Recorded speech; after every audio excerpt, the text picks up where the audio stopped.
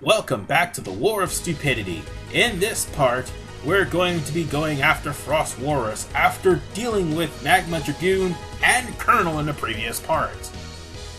So, Frost Walrus.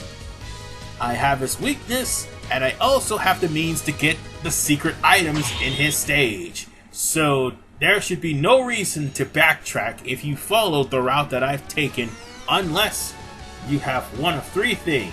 One, you need to go back to Cyber Peacock stage because of the fact that you missed one or all of the items. Two, you have to go back to Magma Dragoon stage because of the fact that you recently got Slash Beast's weapon. And three, you have to go to Web Spider stage because you recently got Magma Dragoon's weapon. Other than that, unless you really miss items, it's really that low of a backtracking you do going my way. It's really a planned route, to be honest. But anyway, the matter at hand. I just recently got the heart tank by using the Rising Fire over the broken ice cube, sorry. Climb up the stairs, damn it. But yeah, this place will have disappearing, reappearing platforms. Yes, they're back too. And disappearing, reappearing ladders as well. Not to mention, this place also have in the background, Crystal Snail, Chill Penguin, and Blizzard Buffalo all frozen over from the previous three games. Now, when it comes down to these slopes, be careful because the slopes are just like the platforms on the stairs. And now for the EX tank, you just use Web Spider's Lightning Web, and you dash to it, jump off of it, jump onto the cliff, and there you go, you got the E-tank. I mean, it may look like I'm going behind here, but I'm not. But you gotta be careful with this area. Those crumbling platforms will lead to a bottomless pit. And if you find yourself very much in pain, you can always get this little cure-all item that'll help you. Now we're coming to a part where you need to be careful on your platforming. You must need patience for this. Because if those platforms rise up to the ceiling, they hurt like hell. Just, like I said, take your time and be careful because we're coming on to the mid-boss. Grab your Rising Fire and prepare yourself. And if you have the helmet, this should not be a problem. This also shouldn't be a problem because after you beat this boss, it'll come on to Act 2 and your health and weapon energy will be restored. Just use the Rising Fire to destroy all of the icicles that's above this mid-boss's head. And coming here without the Rising Fire, oh, you better know how to dodge. Let's put it to you in the nicest way. Because that boss will ricochet off of the walls to try to make all those icicles fall on you. And with a charge Rising Fire, or Shoryuken if you will, that boss is done for. And now we're in Area 2. Area 2 has these crumbling ice blocks, which you shoot or use the Plasma Buster to instantly destroy. Now be careful with these, because some of these blocks will lead over a bottomless pit. Or another way. I think it might be a bottomless pit, I'm not sure. But, I will say this. You gotta be careful on where you're shooting the ice blocks, because the ice blocks will... Wait, no, there is a bottomless pit down there. I'll be damned. Anyway,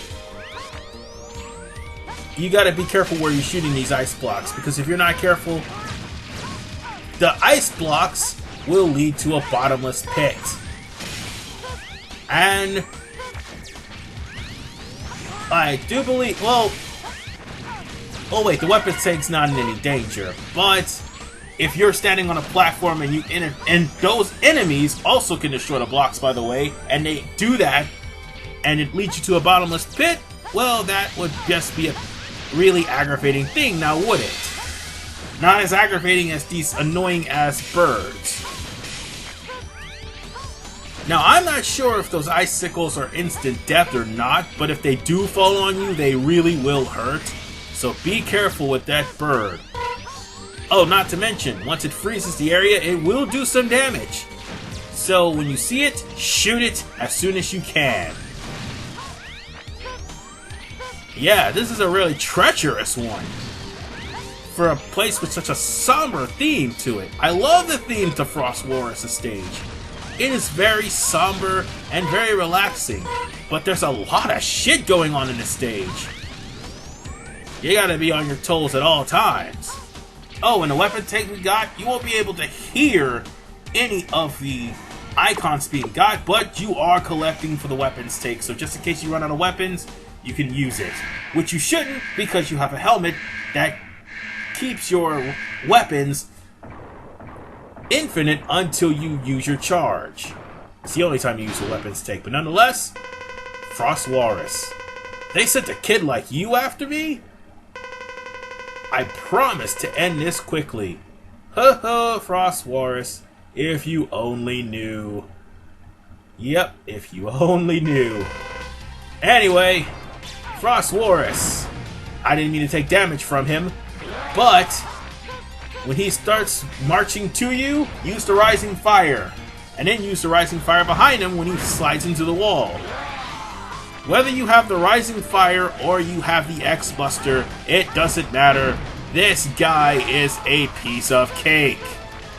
Granted, you may have to stand in front of him when he's generating his Frost Tower, sorry.